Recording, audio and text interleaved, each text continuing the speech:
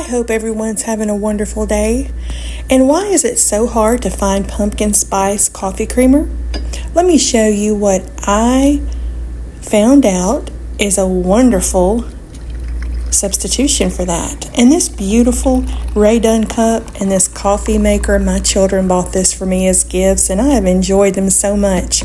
So if you are having a hard time finding pumpkin spice coffee creamer, use the pumpkin pie spice seasoning. Give a little sprinkle there in your coffee, and you can add whatever creamer you might like. I've added vanilla caramel. You can add half and half, whatever suits your taste.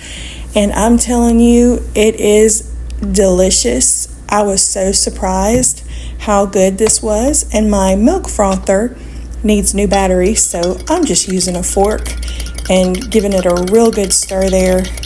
A milk frother would make it even better, but the fork is coming in handy. And I'm telling you, this is so delicious. Y'all let me know if you give this a try. It's just pumpkin pie spice seasoning, and I gave another little sprinkle. It's delicious. So it is fall season, and a lot of us love the pumpkin spice in our coffee.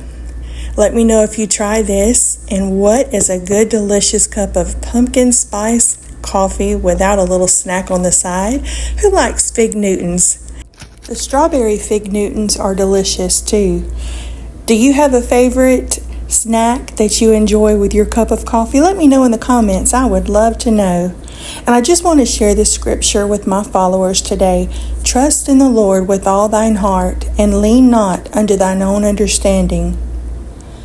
Proverbs 3:5. And I just want to encourage somebody today, no matter what you're going through, God is with you. Trust in the Lord. You can depend on Him. Read the Word of God, and He will give you the peace that passes all understanding. And I hope each and every one of you have a very blessed day. God bless you.